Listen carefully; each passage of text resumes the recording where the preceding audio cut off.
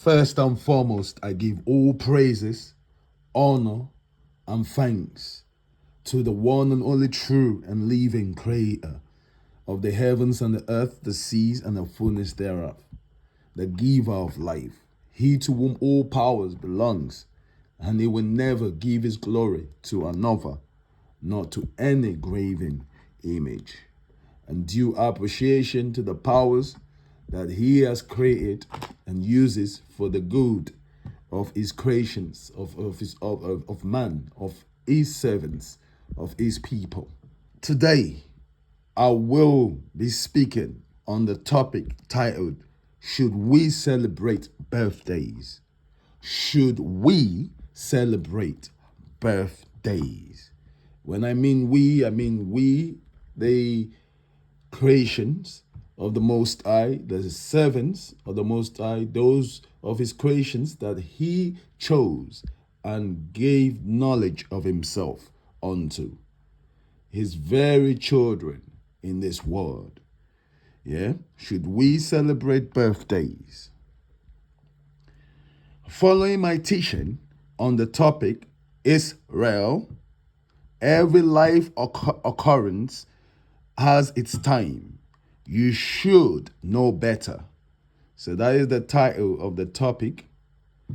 So following this teaching that I made previously, I would like to correct my position and on it and be clear on it. This correction was inspired on a discussion with fellow brethren when a brother mentioned that it is recommended in the scriptures to rejoice on good things. So when he made this when he mentioned this, I went further to do my due diligence on this. But before I go any further, I give a shout out to More Ishia, because this is the brother that brought this out. Yeah. So when I went further to do my due diligence on what he said, what I discovered, although not explicit as per what he mentioned, but contextually, it is indeed true and correct that the scripture recommends rejoicing, and obviously not on evil, but good. So the day of the birth of a man, be it male or female, is supposed to be joyful indeed, and its memorial is too. However, that would not be the case when a man considers his or her existence as evil or a curse, which is very sad indeed, and definitely not a state to be in or at. We can see accounts of these in Job chapter 3, verse 1 to 10. Job chapter 3, verse 1 to 10. I read, After this, Job opened his mouth and cursed his day, saying, Let the day perish in which I was born, and that night in which they said, Behold, a man-child. Let that night be darkness, and let not the Most High regard it from above, neither let light come upon it, but let darkness and the shadow of death seize it. Let blackness come upon it. Let that day and night be cursed.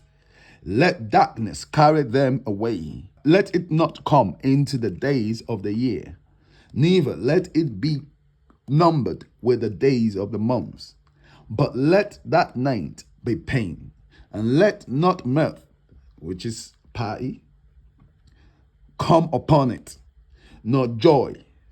But let him that curses that day curse it, even he that is ready to attack the great well. Let the stars of that night be darkened. Let it remain dark, and not come into light, and let it not see the morning star arise. because it shut not up the gates of my mother's womb, for so it would have removed sorrow from my eyes. So you could see a man in agony, bitterness because of what he was going through, lamenting and uttering this. You could see that state is really not the state of life. It's not what really the Most High intend of us. So this is it's a man in grief. Yeah. So just to show you, the next chapter is Jeremiah chapter 20, verse 13 to 14. Jeremiah chapter 20, verse 13 to 14. I read, "Sing ye to the Most High, sing praise to him, for he has rescued the soul of the poor from the hand of evil doers. Cursed be the day wherein I was born, the day wherein my mother brought me forth. Let it not be blessed." You can see, if we read further, in verse 15, it says, "Cursed be the man who brought the glad tidings to my father, saying, a male child is born to thee." So you could see lamentation, grievance, a man that is grieved, lamenting. So this is not the normal state of life of your mind as a living soul. But this is a man in the state of bitterness.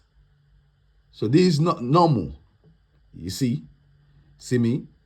But the good news, which I bring today, the very good news of life and the way it should be when we talk about life, is Proverbs chapter 17, verse 22. I read, "A glad heart promotes health, but the bones of a sorrowful man dry up." You could see that it is really indeed recommended that your heart be gladdened, because it promotes health. But the bones of a sorrowful man dry up. They dry up. And you're literally going against life, and you're going to die. If you go on like that, or if you leave like that, correct yourselves. Don't use the Most High as an excuse for your miserable leaving, or sadist state, or narcissist state. Don't. Correct yourselves and rejoice on the goodness of the Most High unto you in your leaving, in life. Yeah. Next one, the good news of life and the way it should be. Ecclesiastes chapter 8, verse 15. I read, "Then I praise mirth," as a feast, party, "because there is no good for a man under the sun, but to eat and drink and be merry, and this shall attend him in his labor all the days of his life, which the Most High has given him under the sun." It can't get any better than this. This is it. My brothers and my sisters, family, this is it. All right. But of course, when we rejoice or party or feast, celebrate the goodness of the Most High unto us, upon us, such as life, giving us length of days, we don't do it in the manner of other nations. We have to keep it real with ourselves and give praises and thanks to our Creator and our Giver of life. Go by what we have received or has been revealed to us, to our righteous ancestors, even unto us. We don't have to be like others. Like majority of us as a people, we've been in we've been in this bondage for so long. Where we like to copy other people, other nations. We need to value ourselves, value what we have received from the Creator, what have been revealed unto us.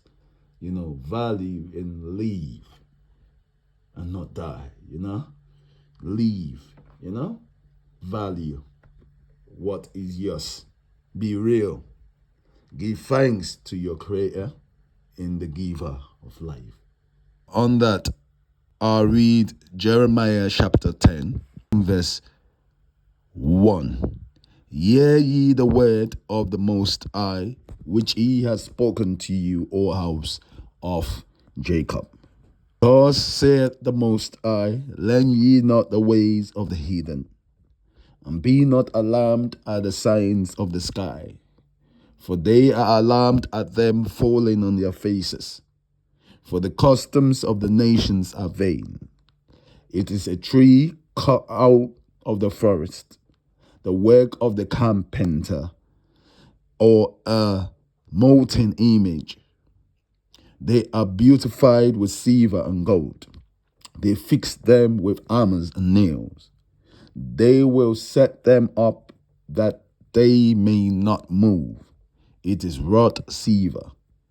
They will not walk. It is forged silver, brought from Tarsus.